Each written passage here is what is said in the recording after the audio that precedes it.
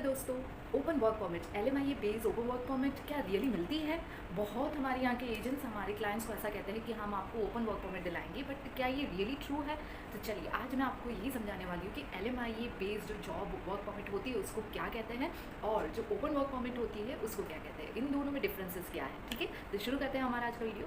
Differences समझने से पहले मैं आपको लेटेस्ट न्यूज़ अपडेट दे देती हूँ कि कनाडा ने, Canadian embassy and Canadian government ने close work permit almost international workers के लिए बंद करने का न्यूज़ आया है। सो क्या ये सच है कि क्लोज वर्क परमिट्स अब जल्दी से बंद होने वाली है? वो अभी तक अप्रूवल नहीं हुआ है, बट ऑलमोस्ट ये न्यूज़ है कि ये अप्रूवल हो जाएगा। सो जो जो सपने देख रहे हैं कनाडा वर्क परमिट के, वो अब ऑलमोस्ट बंद होने वाले हैं। सो अगर आपका कोई एजेंट आपको गाइड करता है कि हम आपको वर्क परमिट दिला रहे हैं LMIA बेस, तो प्लीज़ अब मत पड़िएगा। अब हम शुरू करते हैं हमारा मेन जो सब्जेक्ट है वो open work permit and close work permit. Open work permit ऐसे लोग अप्लाई करते हैं जो स्टूडेंट वीज़ा के डिपेंडेंट है या जो वर्क परमिट के डिपेंडेंट्स होते हैं, spouse, childrens, grand parents, parents, ये सारे डिपेंडेंट्स में आते हैं। प्लेयर्स, एथलेट्स, स्पोर्ट्स पर्सनस जिनको ऑफर आई है, कोई कॉम्पिटिशन्स है वहाँ पर, कोई टूर्स चल रहा है, सो उनको वहाँ की जो स्पोर्ट्स अथॉरिटीज़ है वो लेटर देकर उनको बुलाती है और वहाँ पर जो फंक्शंस होता है, जो स्पोर्ट्स एक्टिविटीज़ होते हैं उनमें वो इन्वॉल्व होकर इनकम कमाते हैं, तो उनको ओपन वर्क परमिट मिल सकती है।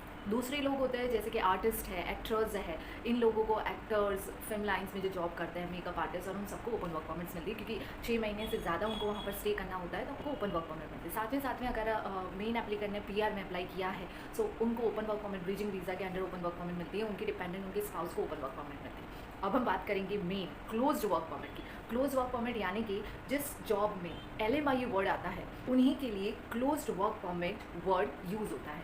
यानी कि आप इंटरनेशनल वर्कर हो, आप इंडिया में हो और आप कनाडा जाना चाहते हो वर्क परमिट के बेस पर, सो आप यहाँ से अप्लाई करते हुए जॉब के लिए आपको ऑफर लेटर मिलता है, उसके बाद LMIA आता है और फिर आप क्लोज वर्क परमिट की कैटेगरी में वीज़ा के लिए अप्लाई करते हो और आपको मिलता है close work permit. Close work permit का रूल्स है कि जो एम्प्लॉयर है वहाँ का, कनाडा का जो एम्प्लॉयर है, वो आपको एक पर्टिकुलर साल के लिए हायर करना चाहता है और एक फिक्स टाइमिंग होता है उसका। इसी बेस पर आपके वीज़ा ड्यूरेशन मिलता है। ठीक है, अब इस फिक्स टाइमिंग के बेस पर आपको हर महीने उतनी ही सैलरी आपके अकाउंट में ट्रांसफ़र होती है। अब ज़्यादातर लोग क्या करते हैं कि हमारे यहाँ के गुजरात के एजेंट्स में ये बहुत न्यूज़ जो कैंडिडेट्स होते हैं उनको फैलाई गई है कि हम आपको ओपन वर्क परमिट दिलाएंगे, हम LMIA बेस पर ओपन वर्क परमिट दिलाएंगे।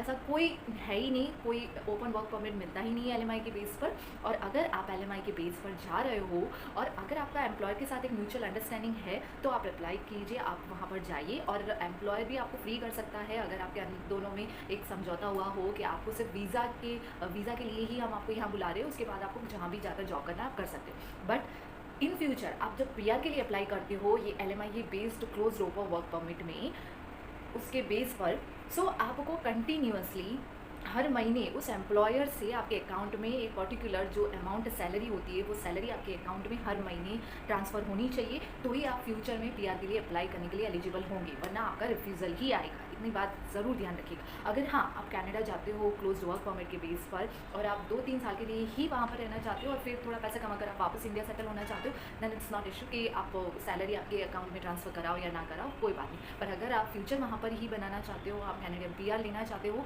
तो कंपलसरी क्लोज वर्क परमिट में आपको एम्प्लॉयर से सैलरी आपके अकाउंट में ट्रांसफ़र कराइए। ठीक है, अब मैं आपको डिफरेंसेस समझाती हूँ ओपन वर्क परमिट और क्लोज वर्क परमिट में। पहला पॉइंट है कि ओपन वर्क परमिट में एम्प्लॉयर मतलब कि LMIA की ज़रूरत नहीं होती, कोई एम्प्लॉयर की ज़रूरत नहीं होती, यानी कि आपको ऑफर लेटर की भी ज़रूरत नहीं है। आप कहीं भी कनाडा में कहीं भी जा सकते हो, कहीं भी जॉब कर सकते हो, वो आप पे डिपेंड होता है। क्लोज वर्क परमिट में एक एम्प्लॉयर फिक्स होता है जिसके बेस से आपको ऑफर लेटर मिला और उसी के बेस से आपको LMIA मिलता है और उसी के बेस से आपको वर्क परमिट मिलता है। दूसरा पॉइंट मैंने ऑलरेडी आपको समझा दिया था कि ओपन वर्क परमिट में कौन से कैटेगरीज के पर्सन्स इन्वॉल्व हो सकते हैं और क्लोज वर्क परमिट में सिर्फ और सिर्फ जिनके नाम का मेन एप्लीकेंट, जिनके नाम का LMIA आया है, वही उन्हीं को क्लोज वर्क परमिट मिलती है। Third point, open work permit में job offer is not required और क्लोज वर्क परमिट में जॉब ऑफर कंपलसरी रिक्वायर्ड है। फोर्थ पॉइंट, एम्प्लॉयर टाइप, मतलब कि ओपन वर्क परमिट में कोई कंपनी, कोई एम्प्लॉयर आपके साथ टाइप नहीं है और क्लोज वर्क परमिट में एक पर्टिकुलर कंपनी का एक एम्प्लॉयर आपके साथ टाइप है। फिफ्थ पॉइंट, आपका जो वीज़ा मिलता है ओपन वर्क परमिट में वो एक फ़िक्स टाइम के लिए होता है। जैसे कि अगर आपका स्पाउस स्टूडेंट वीज़ा पर है और आपने ओपन वर्क परमिट के लिए अप्लाई किया है, मतलब डिपेंडेंट के लिए या स्पाउस वीज़ा के लिए अप्लाई किया है, तो आपके स्पाउस का जो स्टूडेंट वीज़ा की ड्यूरेशन है उसी के हिसाब से आपको भी उतना ही वीज़ा मिलता है। जबकि क्लोज वर्क परमिट में ऐसा नहीं होता। Close work permit employment letter पर डिपेंड होता है, यानी कि अगर कोई कंपनी ने आपको 4 साल का contract base approval offer letter दिया है तो उसी के बेस पर आपको भी उतना ही वीज़ा मिलेगा। ओपन वर्क परमिट का वीज़ा प्रोसेस टाइमिंग ऑलमोस्ट 1 से 4 महीने लगता है और क्लोज्ड वर्क परमिट का visa process timing with in 1 या 2 मंथ्स में हो जाता है।